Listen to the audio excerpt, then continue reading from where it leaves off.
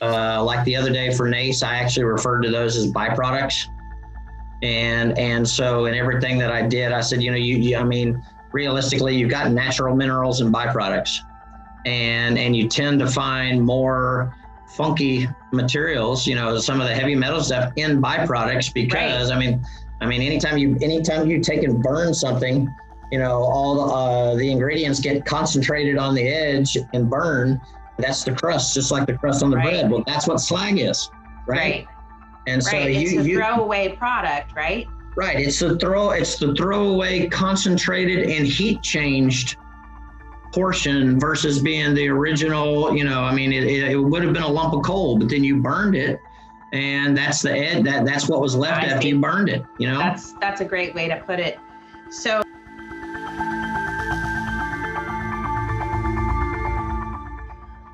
I'm not afraid to be controversial in what we're about to talk about. I think it needs to get out.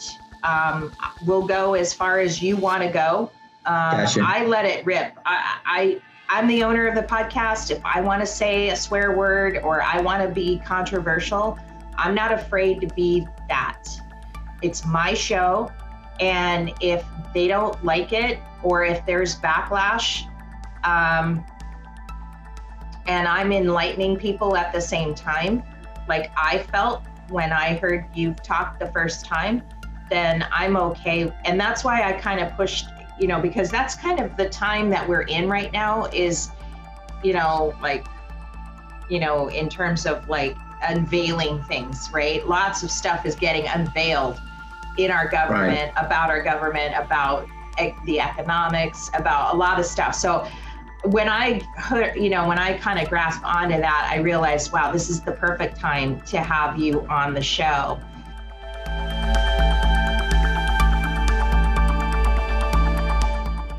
All just going through the whole bit. And I mean, there wasn't any bashing, but I called out the facts. And then what I also called out was some of the questions being asked right now, like you and I had talked about, like, that coalition of supposedly abrasive suppliers that are calling out saying, oh, this isn't fair. Oh, well, the ones that are calling it out are the ones that have been violating the limit for years. They were violating before they lowered the bell, right? So they have a reason to scream.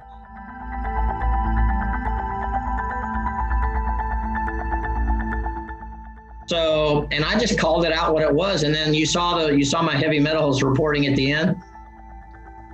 I went ahead and opened it up to them. I just showed all the guys and I said, guys, this is an internal document. I said, I wouldn't actually give this out for marketing or anything, but I just want to show y'all something. And I started through each one of those metals. And as I got through, I said, do y'all notice a pattern? Do you notice? I've got the CAM 17, the California heavy metals. I said, do you notice a pattern? What's always in the top 5 or 6? I said, you see repeat offenders in the whole and throughout the entire thing. So If you're going to sit, we may be below the limit on every single one of those things, but if you're going to do a risk assessment, what do you think?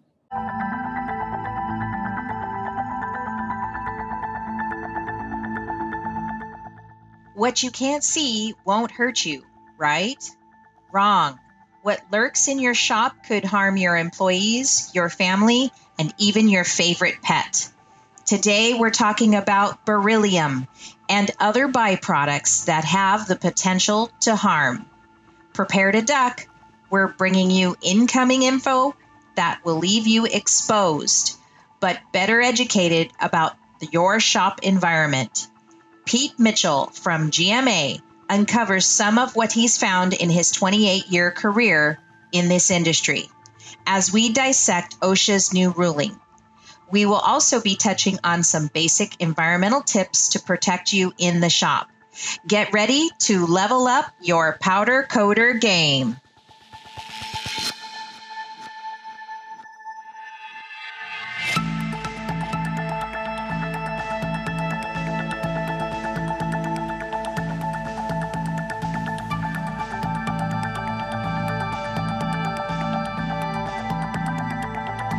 And I've got Pete Michell here, who is the Vice President wait a minute, let me get this right. Vice President of New Market Development and Technical Management over at GMA Garnet Group out of Texas. And you've heard his experience. He's got 28 years, 20 years just at GMA.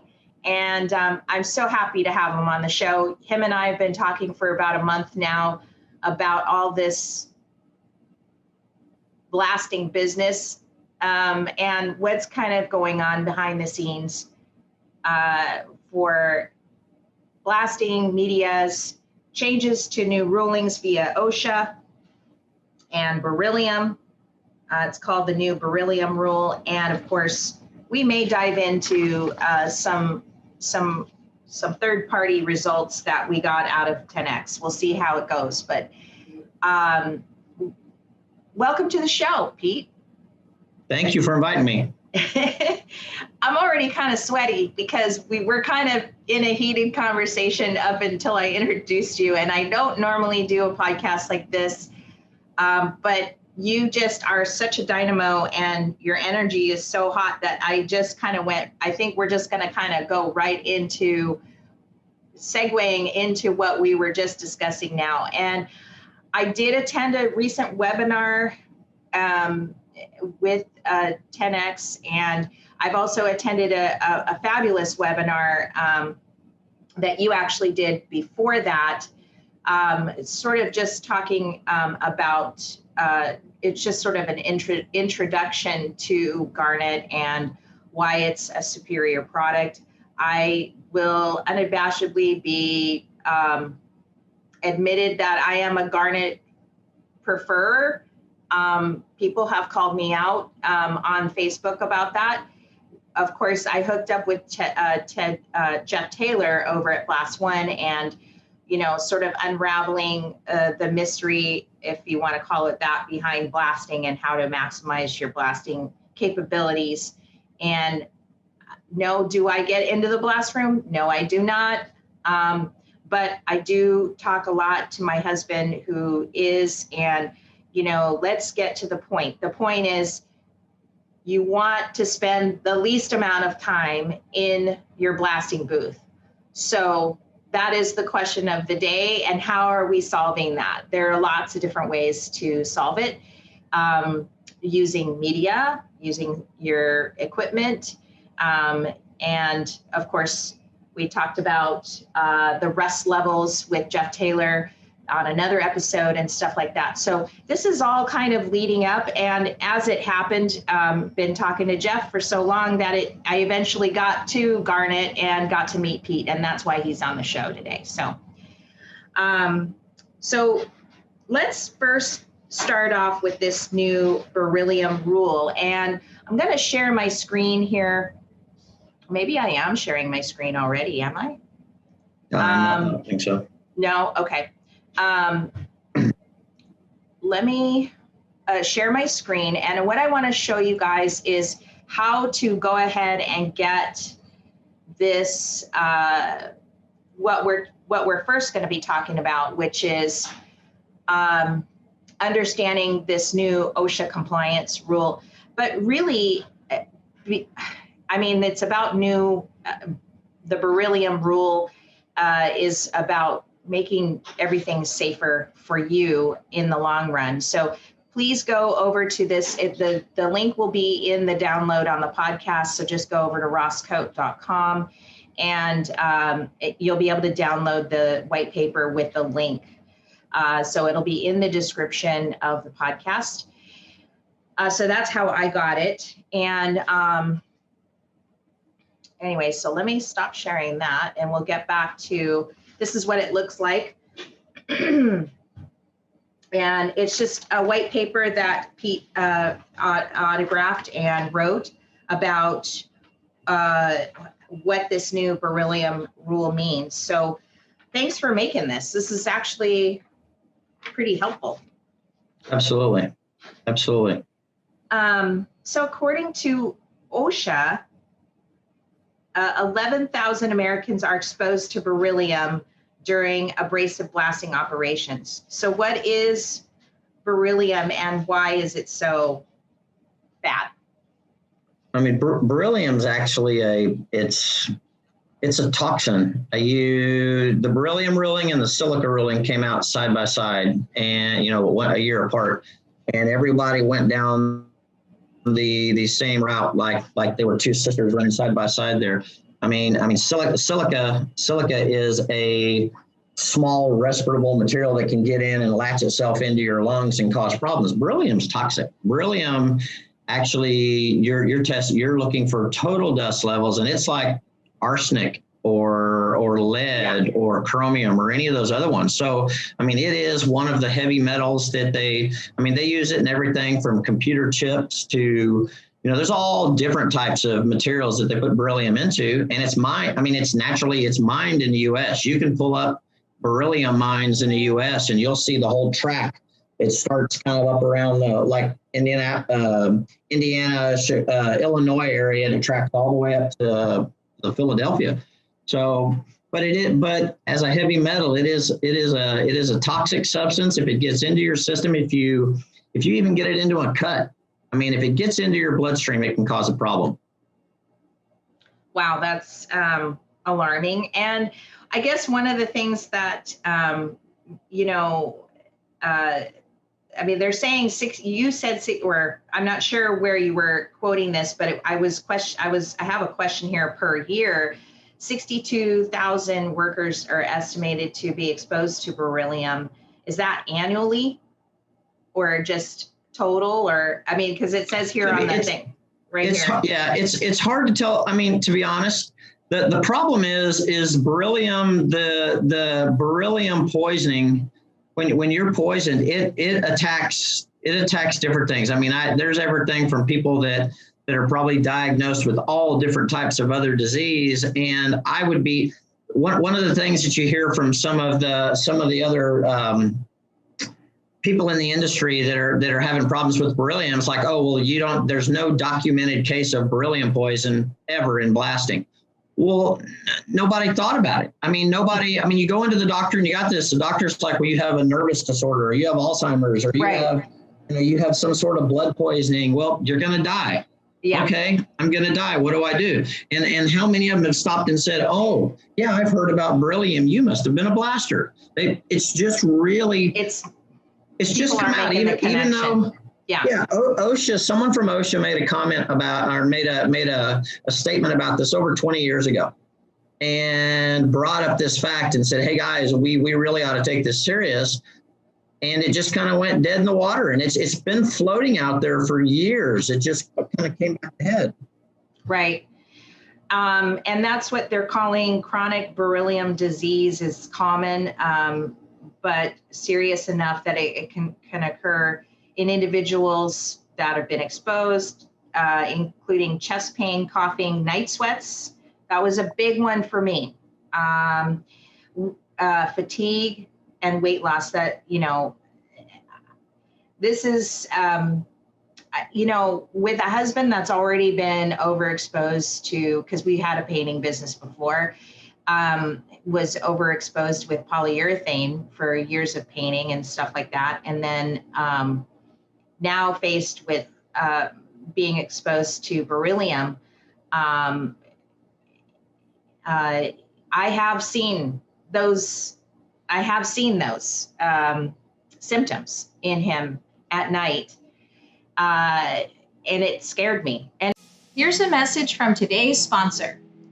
RossKote here from Maui Powder Works. We've been providing customers with high-end custom coatings for over 20 years. We love the powder coating business. Making auto parts, patio furniture, and stuff beautiful for our customers is the fun part. As you know, the hardest part of any job is getting parts prepped for finishing. At times, this means removing tough industrial OEM coatings, which can take hours, if not days, of chemical stripping and sandblasting. Our business was revolutionized when we discovered the great strippers from Benco Sales. Their customer service folks asked the right questions and recommended a stripper tailored for our needs. Give them a call today at 1-800-632-3626. Get 10% off any B17 products when you mention RossKote. It scared him too. And this was in the early days of us getting going with the, powder coating company and stuff like that. And I have seen all of those. And I think that if you're listening to this podcast right now, you should be monitoring your wife, your girlfriend should be monitoring these same symptoms. So let's go over them again. Chest pain, coughing, night sweats, that was a big one for me, and fatigue, and of course, weight loss. So you can also just get sensitization, is what they're calling it too, which is just a progressing of the disease. And you cannot, and I have an autoimmune disease that I believe was caused by taking too much supplements that my doctor was preferring me to take at the time, which was iron supplements, based on a report that doctors received in the 90s about women that were suffering from a low iron count while they were pregnant. But what they didn't realize later on was that the report was based on women in Africa who are basically like they don't eat enough right foods in the first place, but versus a first world woman in America who eats just fine. So, I ended up with hypothyroidism because of that. And so I'm very sensitive just by nature because of what's happened to me, and being overexposed based on some referral or recommendation from my doctor and what it caused me. So I'm, this really rings home to me, and I've certainly seen a lot of those symptoms from Ross. So, well, it's not just him. You got to think about something too, is because when he goes in, let's say he goes and paints, and he's exposed to it in the paint room, but realistically, the paint dries, right? Mm-hmm. You go home and you wash his clothes, or you get into the truck that he was in, or you get into something like that. You're not exposed to that same level of coating he did. If you blasted with something and you've created this fine dust, and then you've walked out the door and it's still on your clothes, or you've opened up the blast room and you see some of these things when you blast with them, how far the dust actually floats. Right. Well, you may have it. I mean, you go out, some of these, I'll go out to a job site and they're blasting with I was on one the other day and with coal slag, and I went back to get into the truck, and my entire dash and my seats were all glittered, and that it just floats a long way. And you go home and you pick up his laundry.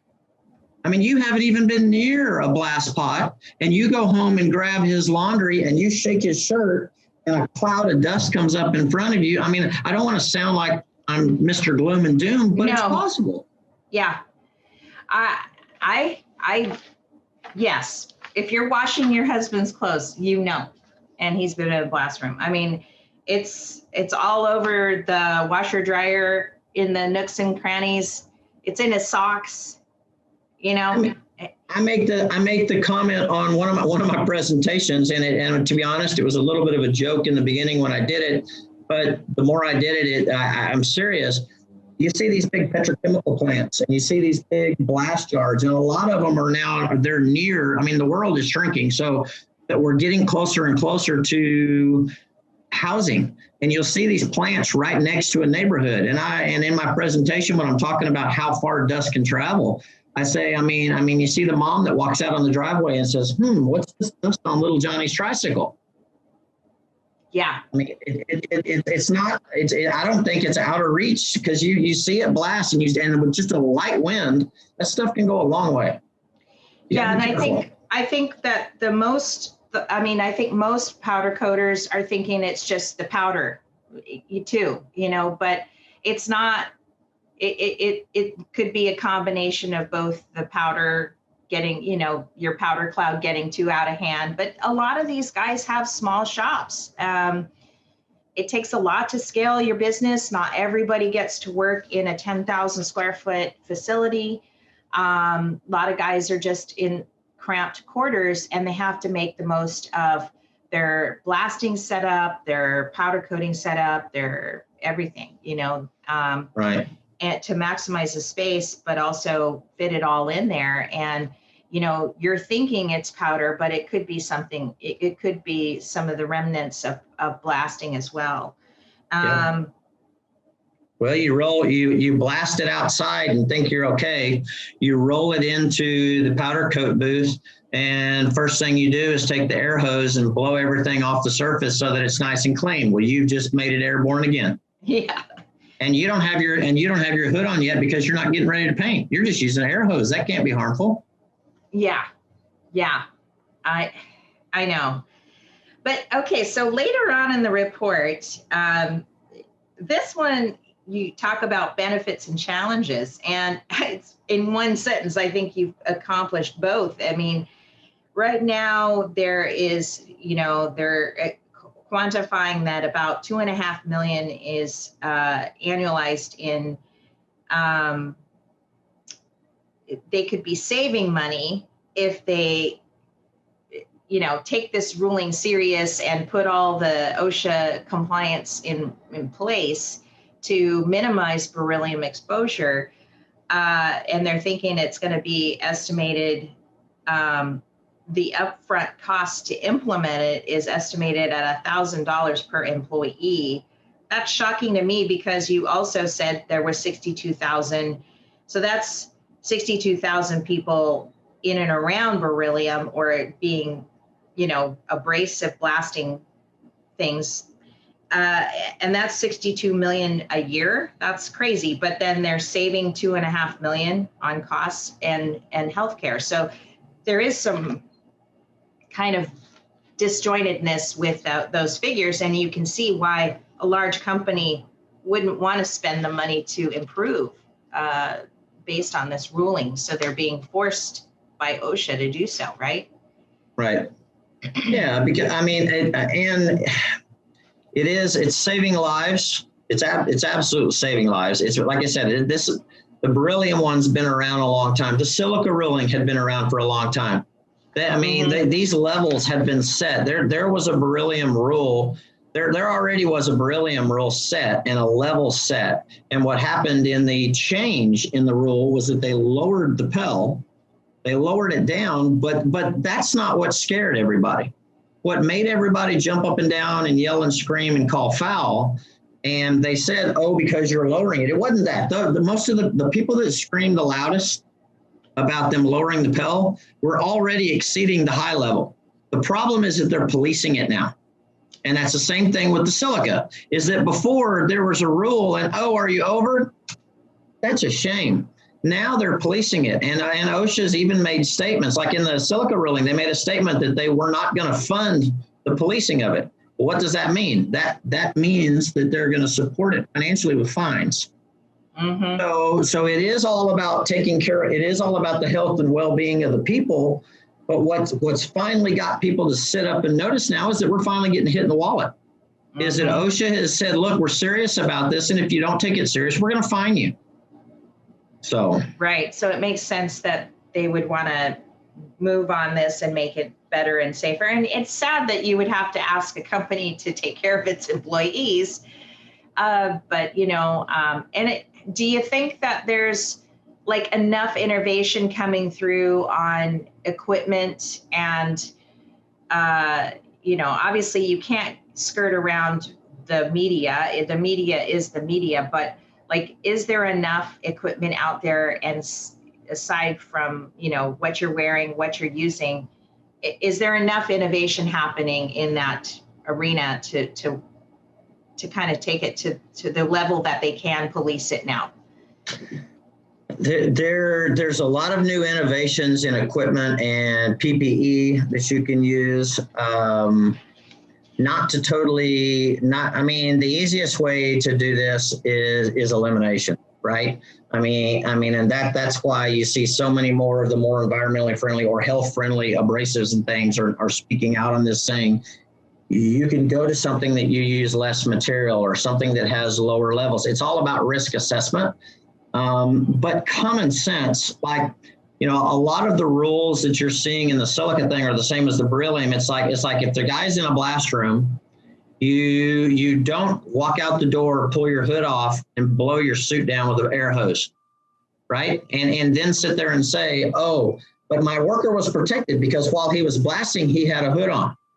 You don't go up and have the guy blasting and the two guys that are 20 feet behind him tending the pot with bandanas on their face, because you walk over to them to see how they're doing and they smile and they pull their bandana down and they have a black layer around their face and up their nose, and they said, oh, we're doing good today.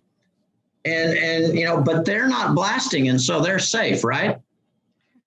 And so little things like that. I mean, and some of these to where they've said no more blowing things off with air hose. You either need to wash it down or you need to vacuum it. A lot of the silica, the concrete plants and things like now, they're going totally away from using brooms and air hoses, and everything has to be rinsed down or vacuumed, just not to create dust. They don't have a choice because, I mean, they're dealing with concrete.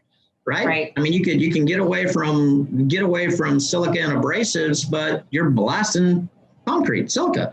But when you're blasting steel, there is a little bit. I mean, beryllium's in almost everything. I mean, every abrasive that I've tested on the market has beryllium in it. Now, the level it has are night and day. I mean, some of them the risk is very close. Some of them the risk is 2 miles away. They all have something, but even steel, you'll hear people say, even if you blast a steel, it comes off of that. If you containment, if you blow yourself down or vacuum yourself off properly, you don't go home in the clothes that you were blasting in during the day. You do a lot of the common sense things. Those are the cheap ways to get it done. Mm-hmm. But companies are going to have to, you've also got other employees. They did a test at a facility. I was in a safety meeting at a conference, and they were telling me that they went and they put the clips on all the people's lapels, and they monitored them for a week. And the second highest recording in the plant was the guard at the guard shack, because they were rolling. They had trucks bringing equipment in, and they were blasting it.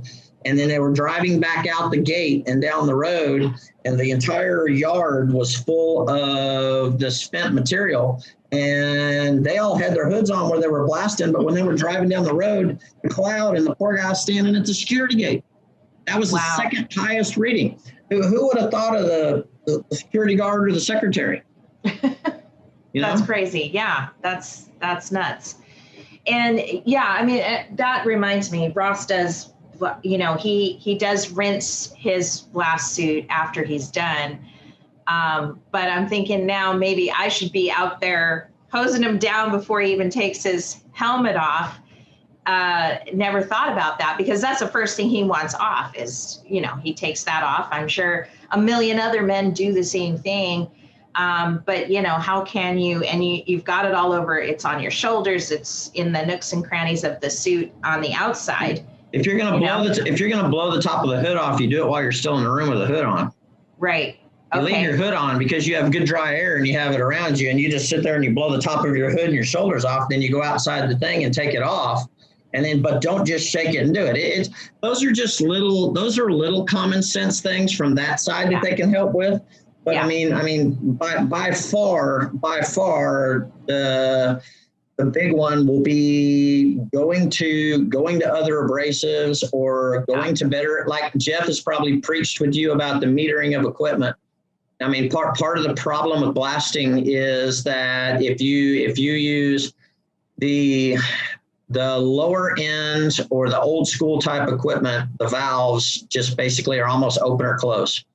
And if you don't have the control to be able to meter some of these things down, you may be running 3 times the amount of abrasive that you should at something, and you're just creating more dust. So you're just mounting the problem. Right.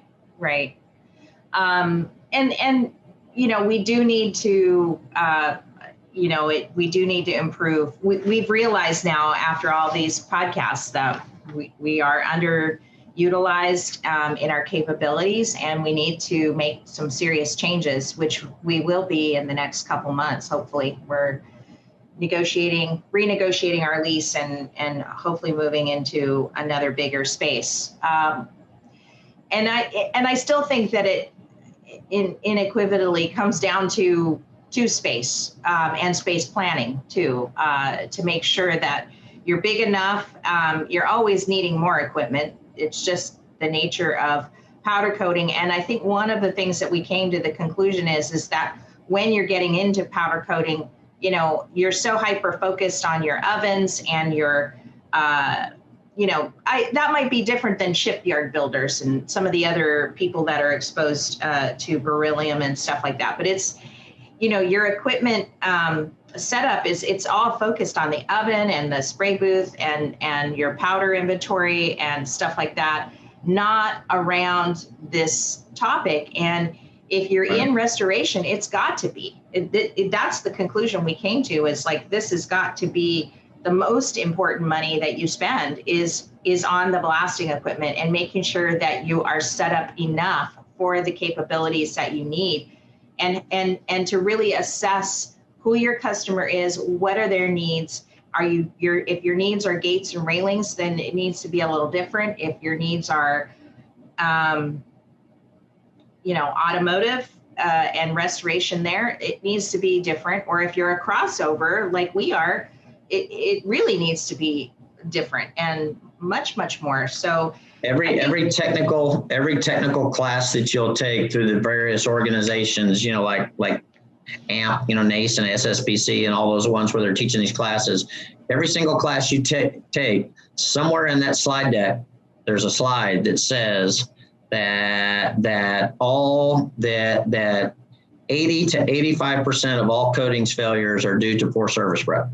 Yeah. They slide that one slide into every single class that you'll take. Yeah. It's true. And it's true. 100% true. Right.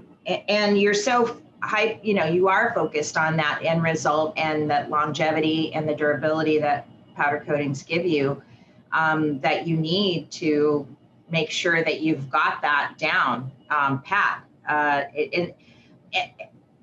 the same time, if you're new to coating, you're struggling with just the metallurgy and the application in and of itself, right? You're struggling with your gun. You're struggling with the, you know, some of the pitfalls and, you know, surface problems at the after the fact, right? When it really kind of comes down to the prep in the first place, 9 times out of 10, at least from what I see and what people are posting and stuff in the groups and stuff.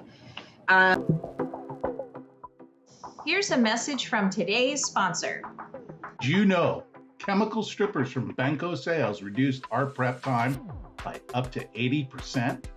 We chose Benko B17 and have been using it now for 5 years. We were surprised at how effortless it removed finishes from literally anything we put into it. Removal takes minutes, not hours.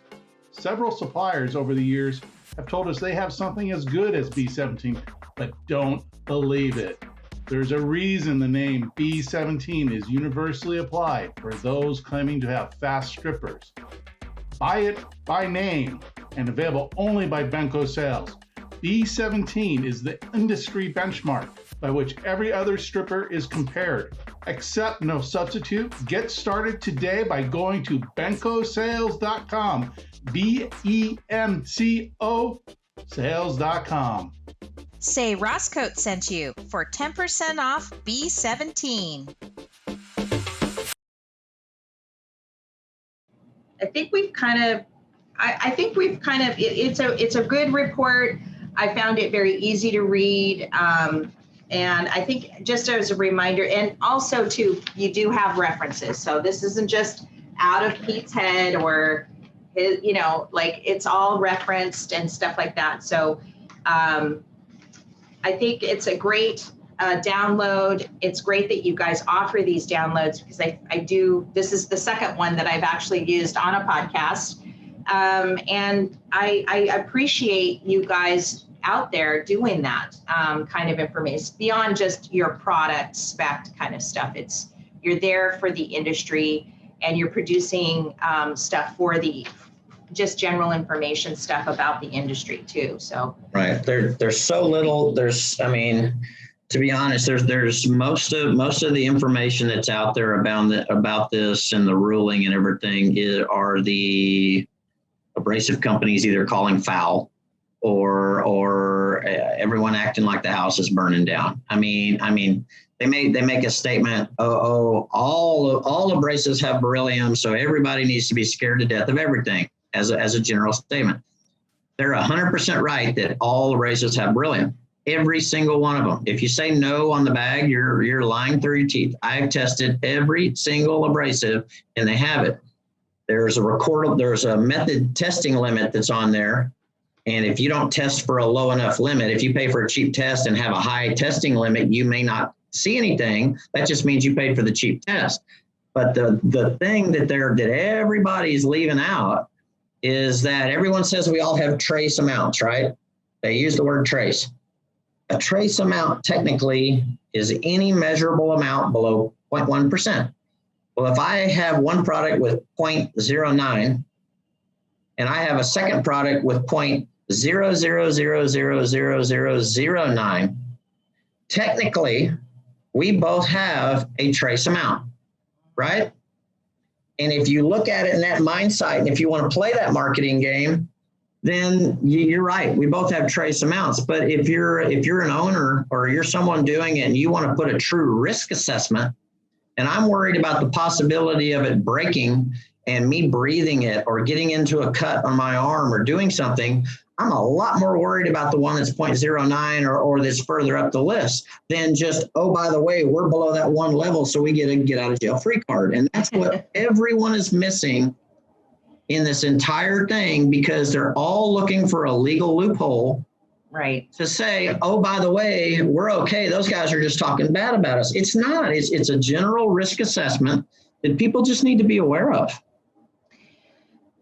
Yeah, and I think that some of the things that concern me about, new products on the market, or at least new ones to me, that we've tried out and have found it to be, in terms of production. I even got in contact with a friend who is in the shipbuilding industry here in Hawaii, and does 10 times, 1,000 times more blasting than we do, has been given the same 10X product and found it basically at the same level of, without having to do all of these different adjustments and metering and all this stuff that they want you to go through with the,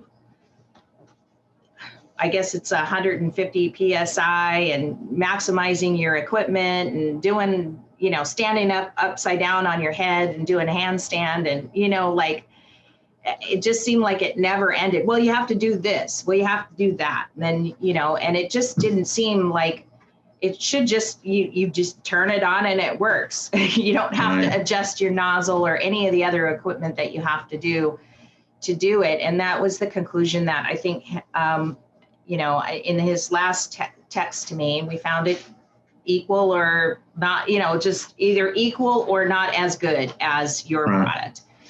And that's just an experience. So I'm just going to kind of put that out there as, this is our experience, because I have seen that there are other companies that are now selling it to other powder coaters and other powder coaters that are promoting it and stuff like that. And every time I see them posting or saying something about the product, I just go, do they know what I know? There's two key things, and I did it in my other webinar when I was talking about performance, right? But this also does for environmental, for production, for consumption, for everything. Your hardness and your friability are huge, okay? Mm-hmm. But and then also your bulk density, how heavy it is. And right off the bat, looking at materials like that, if one product has half the weight of another one, well, when you throw them both at the wall, which one's going to cause more damage? So the heavier products always tend, one, they flow a little bit, through there. Two, the more they hit the wall harder and cause more. Hence, you don't use near as much. A lot of times, if they're like a half to even a third of the weight, you only use maybe a third of the other product and you get the same work out of it. The other side of it is friability. When you see one that's dusty and one that's not dusty, that one is shattering. Not only is it being an environmental problem, being a safety item, all those other things, if it's shattering instead of digging into the wall, it's not doing any work. Right. So when they call out something and they say, oh, well, you need to go higher PSI or higher PSI. Well, if it's already that brittle, higher PSI is just going to make it break faster. Part of the thing about garnet, and I'm a garnet cheerleader. I've loved it all my life. I've been in the business on it. Garnet is so heavy and so hard. Our biggest problem that we have is people using too much because they're so used to all these other products that are half the weight and are so much more friable and all that. And they say, oh, well, you have to baby garnet. Y'all are always having to tell me to make all these twists and put a special knob.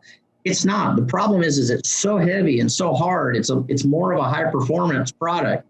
And if you just throw it in the pot and open the valve and use it like the other one, what you were using, it's going to flood and you're going to use 2 or 3 times. So we have to tell people, turn it down.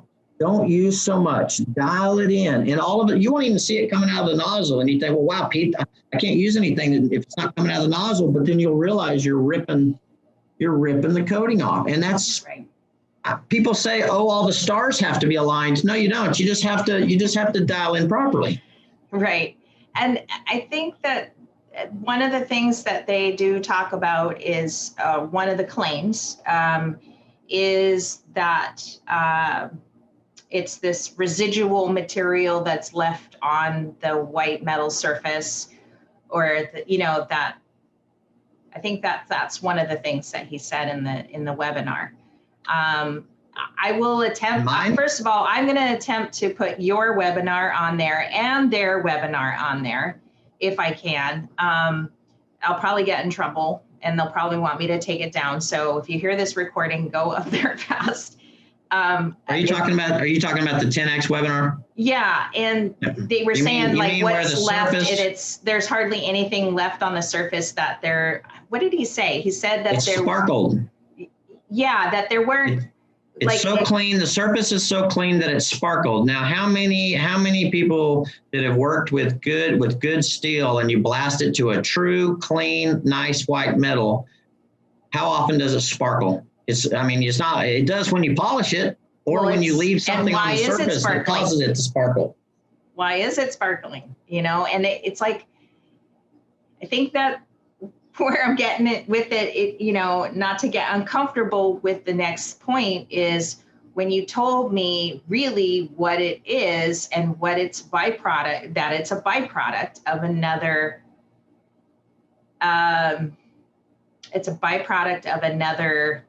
process, right. Which is nothing wrong with that. Byproducts are used in all kinds of, we put byproducts in our hot dogs and lunch meat, right? Byproducts are useful. So this is not about taking what they're doing and making it evil, okay? But it is a byproduct of what? That particular one is originally of a tempered glass type substance. It's from a glass wool. It's what I've heard. I've heard that it comes from a factory where it's the glass wool like you use around ovens. Now, of course, tempered glass is a lot stronger than regular glass, right. Maybe 10 times. I don't know. Right. But it's still glass. Yeah, exactly. And it's obvious when you look under the microscope. I've looked at all abrasives. It's curious. You look at abrasives under the microscope and you start looking at the crystals and examining them, and you learn a lot, because that's what I didn't understand was if you increase the pressure and it's going to cut the coatings better. Well, it's round. Well, it's a given in our industry that round doesn't cut coatings. Starlite is nothing against it. It's a great material on mill scale, but you don't use it on coatings because it's round. You don't use steel shot when you're just trying to take off marine coatings because it's going to bounce off like BBs. So, right.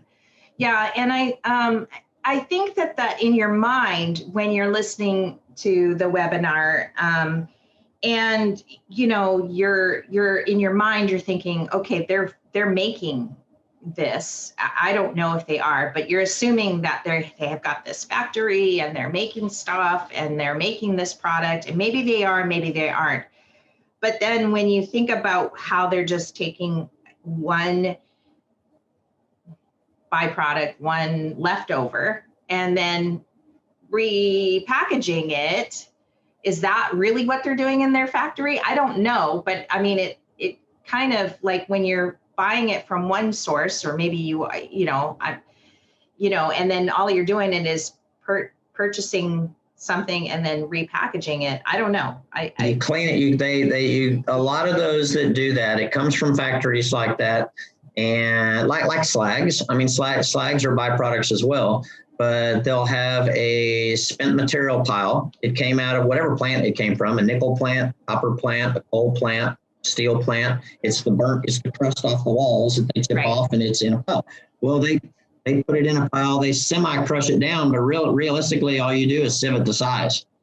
You run it through a set. Right. So if you're going to get it, I mean, and they're probably in the same boat. They probably have it's a tailing. It's part of whatever the process was that they didn't want and got tossed into a pile. Right. And somebody went through the pile, ran it through a set of sieves and said, okay, here's the coarse, here's the medium, here's the fine. Put that in the bags. We're good to go. Mm-hmm. But that's what all, I mean, we do the same thing with garnet. We just scoop it off the ground, separate all the minerals, get everything else, and we sieve it to size. So we do the same thing. We just get it from nature. Right.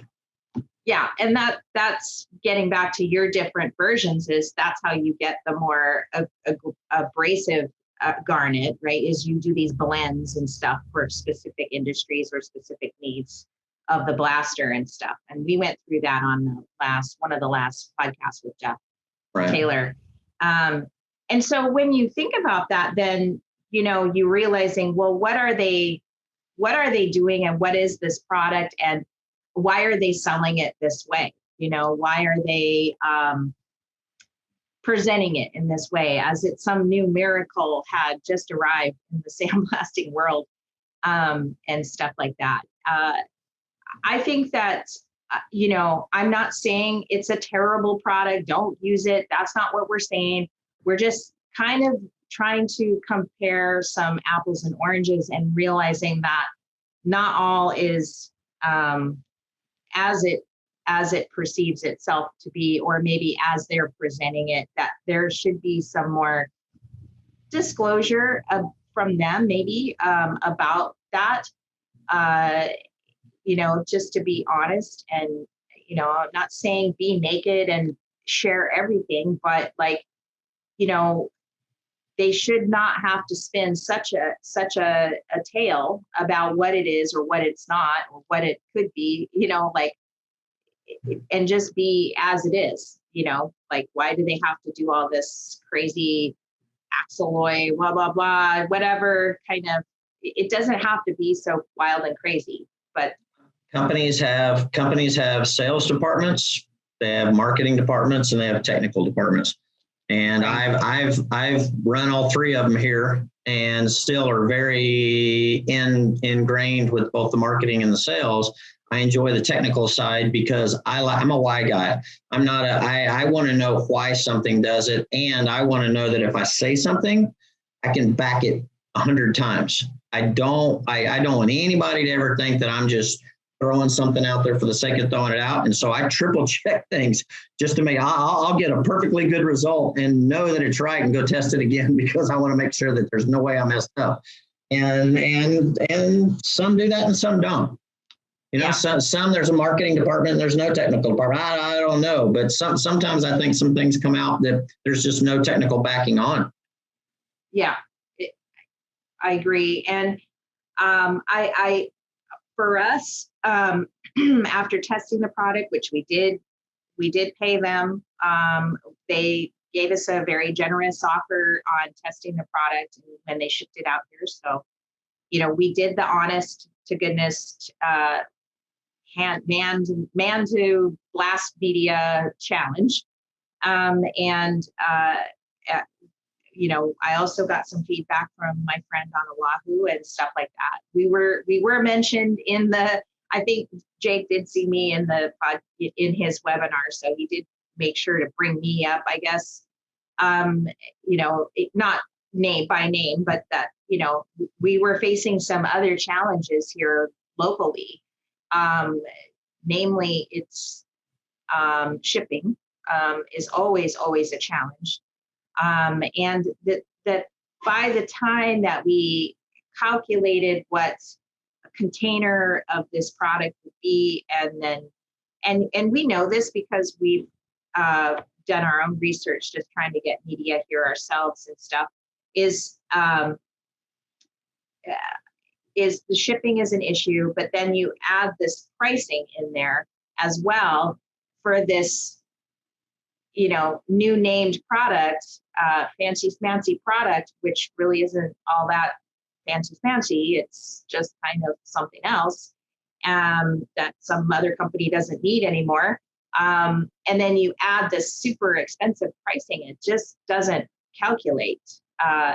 It's not in the mind. Right. And logistics will get you everywhere. I mean, and it's not just even if it's, that one's got a double negative because you're using more product and it's more expensive.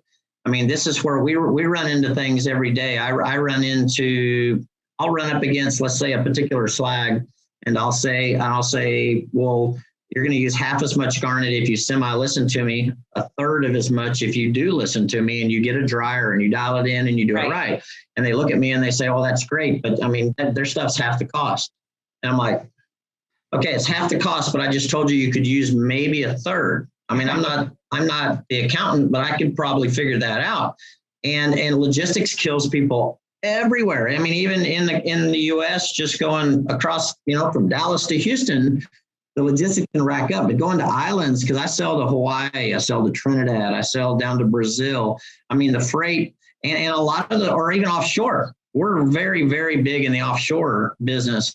And offshore guys, they'll spec product like ours, mainly because it's the volume that you use. The consumption is so low, because you think about what your freight is. Take your freight from the US to your island, make it times 2, and that's what it costs for them to take it out to an offshore rig. But then when they're done with it, they have to send it back. Right. So if you can cut freight down by a half or a third, and you got 6 trips, logistics kills everybody. Right. Yeah. And nowadays we're all getting hit even more because trucking's gone through the roof too. So right, it has. And hey guys, we never thought the Powder Coder podcast would take off as well as it has. The level of engagement and bringing custom coders together has been wonderful and worth every late night edit and weekend recording. whether it's product features, smart business strategies, or custom coder interviews, we are encouraged to continue to bring great content. That's why we're going to show you how you can help us just a little bit more by sponsoring the show for as little as $1, $5, or $10 per month. Just go to RossKote.com page and look for the Become a Patreon button in the upper right-hand corner of the page. Once you're there, you can scroll to learn more about our goals and mission, grow our community by bringing you new episodes and news each week. With every sponsor level, you get something for yourself, too, to guarantee your success as a powder coder. We are so thankful for you and enjoying the content we bring you each week, and hope you show your support by becoming a sponsor. And level up your powder coder game.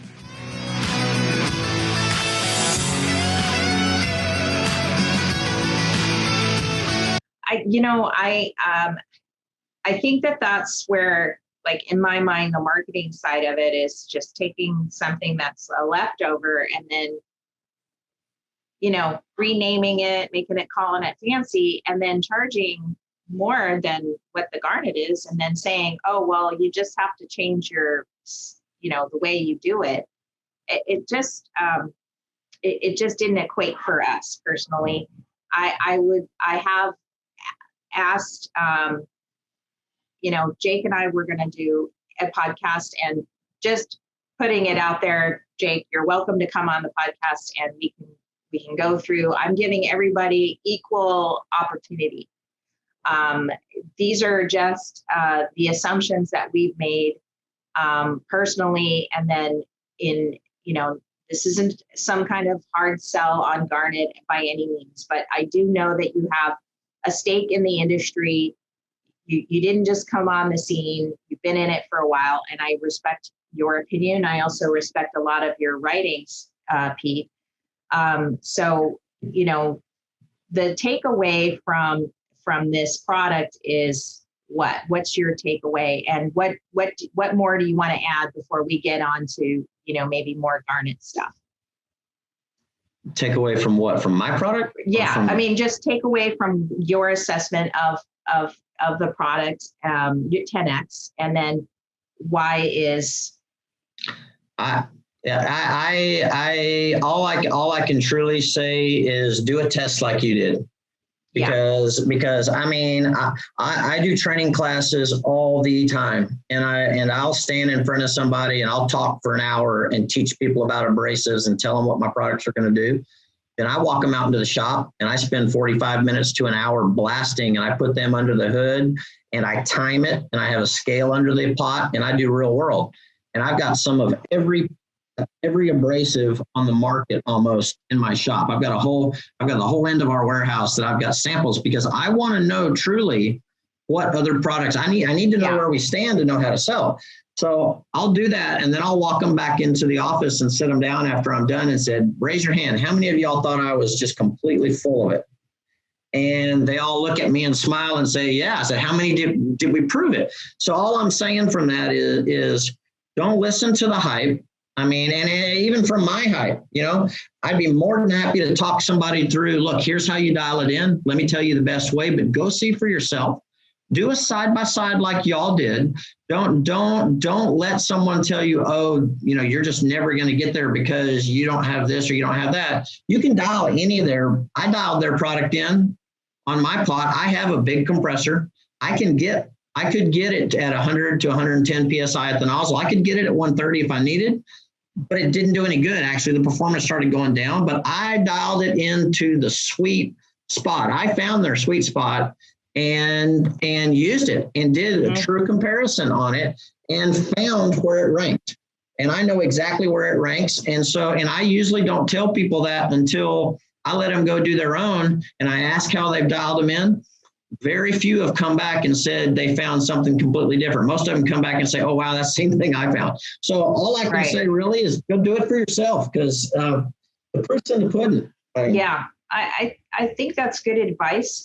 It's pretty much the process that we went through. We were grateful that they were willing to give us the product and try it out. Ross did experience some coughing and some chills after we were done blasting. And one of the things he brought where we were doing a side-by-side test was we had some, this was a client that does car restoration, classic cars. And he brought in some side panels and doors. And it was just ironic because all this blasting, we had a bunch of projects in the blast room, and it was kind of getting to the point where it's like Ross was like getting into panic mode about it, just trying to keep up as we were getting busy and stuff. And he, in what he told me was he started with your product first because it was already in the blast pot, but then at the same time we had just gotten a delivery. And he's like, okay, now I'm ready to this is a good comparison here. I've got these side panels and side doors to this El Camino, and I'll finish the pot with, garnet, and I'll get it through. And then he, of course, ran out, and he's like, okay, now I'm going to switch over to this new product, 10X. And he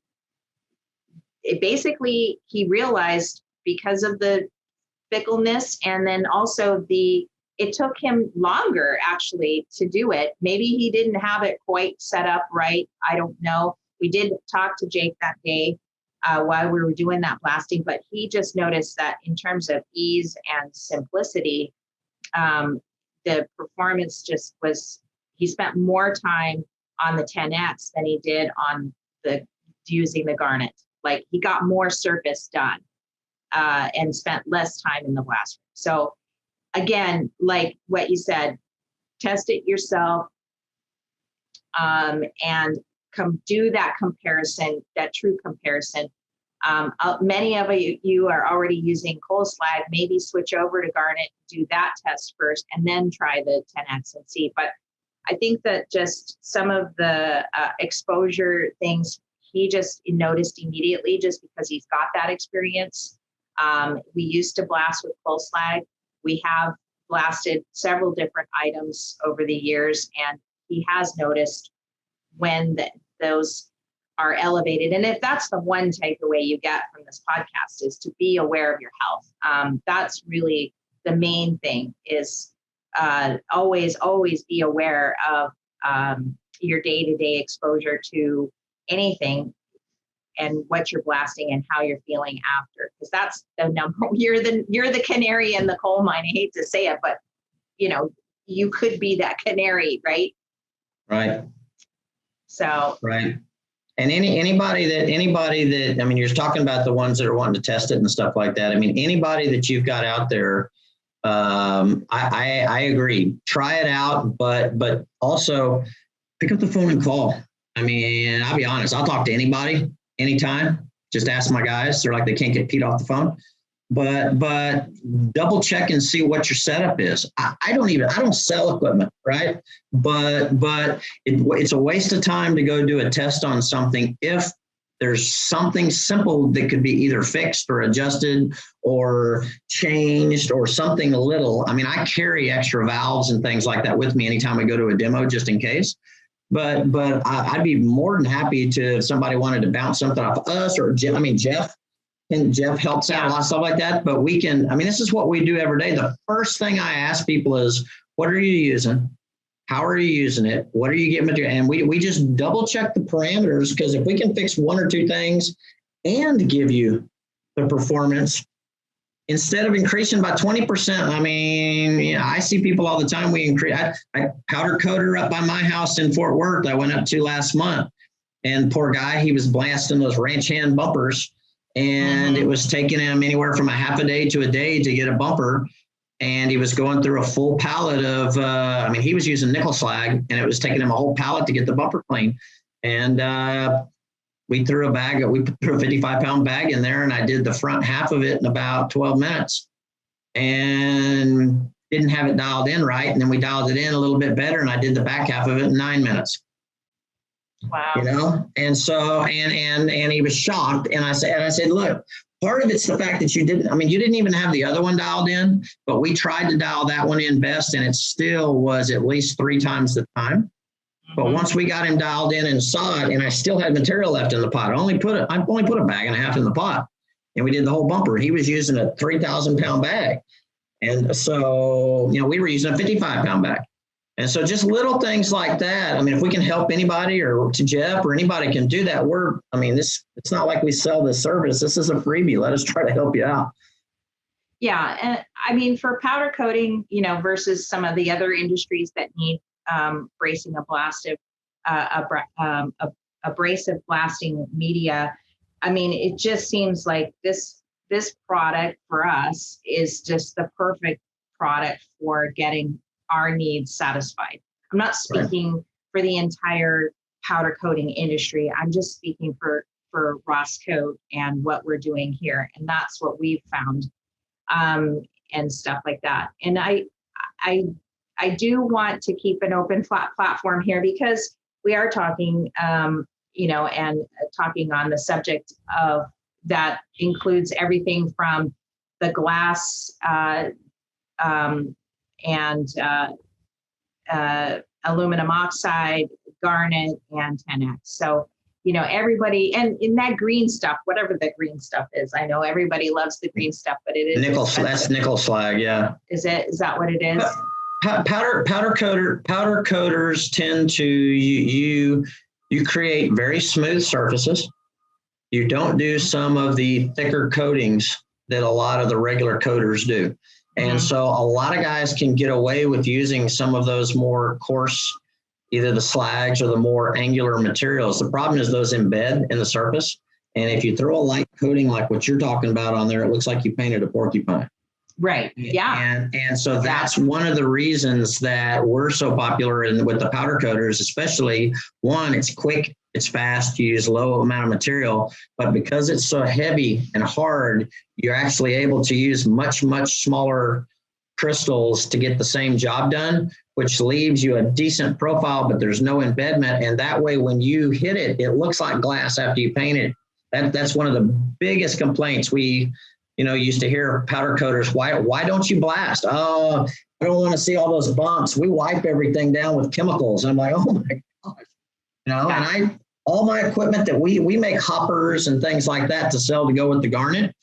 I wouldn't let I went to 3 different powder coat shops. I wouldn't let anybody wipe mine and put a coating on it because within a month, all the edges were peeling. I made them sandblast every one of them, and I gave them the garnet to do it and showed them how to do it. And my powder coating doesn't come off. Yeah. And that is the key to longevity and durability in the coatings as it is, well, this has been eye-opening. I hope we've, opened some eyes up today with this podcast. And I appreciate you coming on. Is there anything else you want to talk about, Pete? No, we jumped all over the place. We did. We hit all different. And if you ever want to, anything else you want to talk about again, I'm always available. Yeah, I think that what I want to do is definitely put some links in there on the webinars that you just had. I know you've got some more webinars. Why don't you talk about some of the other webinars you've got coming up? We're doing a 3-part series, and the first one was the general. It was abrasives. It's kind of an abrasives 101 and talking about garnet. I was going through the properties, hardness, all that. If any of the ones out there listening to this haven't seen it, go to our website or look it up and watch it. I think it went pretty good. Mm-hmm. Second one is going to dive more into the environmental. I'm going to go through this. Beryllium and silica ruling. I'm going to talk a little bit about the varying levels, and I have a third-party hygienist. He's an EH&S guy that does a lot of work in Houston for the big petrochemical companies. I hired him to come in and work with me on this, and he did a risk assessment. And so we're going to review that and go through. And the risk assessment included doing the dust testing for the heavy metals in an enclosed room, doing it in an outdoor blast, and also my just standard metals testing out of the bag. And then he put it together into the same type of a risk assessment that he would have done for, one of the big name petro guys, and handed it back to me. And it was interesting to read and his question and his reasons why, but he's going to be on that. He'll be on the podcast for the second half with me to discuss what he found. Right. After he read some of the readings on the filters, he made a comment to me on some of the abrasives, and he said, if I'd have known that, I wouldn't have even stayed in the room. Wow. And then the third one is going to be more of a general training the blaster and optimizing your blast and really helping these guys with their rooms and stuff like that. A lot of like what Jeff does. And we work hand in hand, with those guys all the time doing that. So that's what the third one is. But the next one is, I believe, July. It's the end of July. I believe July 28th, something like that. Well, send me that link, and then I'll make sure to put it in the description so anybody, it's convenient for them to sign up. And then anything else, we're just going to load up the description with a bunch of links for everyone to click onto, both YouTube and in the podcast website as well. And I think that I'm attending all of them. I'm attending all the 10X ones. I want to keep on this because it's, I think just in terms of just uncovering knowledge and finding out what's best for your company, right? And monitoring yourself for your own health. I mean, that's what are we in this for? If you're just going to end up getting sick in the end, that's not good for your family. That's not good for your posterity, And when you're listening to this, and everybody else, when you're listening to these things, listen. Okay. And I mean, open your ears, because some of these things you'll go through and if there's something that you don't understand, stop back up and look it up. I stopped in the middle of one of those other podcasts, or one of those others, where someone was talking about their material being safe and safe for workers. And then they referenced that they tested it per an EPA test method. Well, the EPA is for the environment.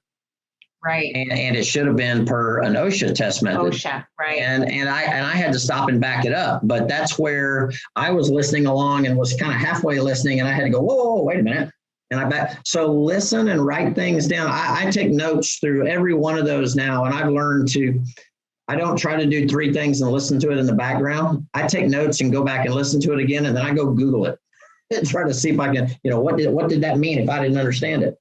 So yeah. I think that just don't get all, like, if something's not adding up when you're listening to something, even this podcast, if something's not adding up, then email me, email Pete, or just think about it and then research it on your own, because that's where you let the words and marketing and, where, you're letting someone take you where they want to take you rather than you allowing, and there's so much of that today in this industry. It's amazing. If you need entertainment, watch TV. Right. We're the educational side. So. Right, exactly. And so, we're talking about your health here. We're talking about the viability of your company, your capabilities as a business owner, and for your clients, and as well as your own survival. And so, just because someone's, coming up with crazy spinning stuff or whatever, just know exactly what it is, find out so if it doesn't add up, just investigate, like what he's saying, Ask why. Yeah. Yep. It was funny because when I first got introduced to garnet, I was like, well, what is garnet? He's like, it's the stuff, the jewelry stuff, oh, well, okay. Because I didn't realize it was actually that, I thought it was just a name for that, and we talked about the different names and everything like that and changing, but yeah, to me, if something coming out of the ground versus a byproduct of another another type of product, it just seems to make more sense to me personally. But anyways, I'm happy to have you on the podcast anytime, next time, all the time. Sure. You're awesome. You're so informative, and you're such an advocate for just the industry in general. And it's nice to know that, sometimes we're doing some dangerous stuff, but you're there to help them with everything, and stuff. Because there's a lot of learning curve to owning a powder coating business. And it's nice to know that you're there, not just to monitor or point the finger at other people in the industry, but to know your competition, and also to help people that need something blasted, to make sure that they're getting it right. Because it's a simple thing, but it's not so simple when you dive down into the details. Absolutely. Awesome. Well, have a great day, and hope you learned something today, and we'll see you on the next time. Aloha. All right. Thanks for having me. Yeah.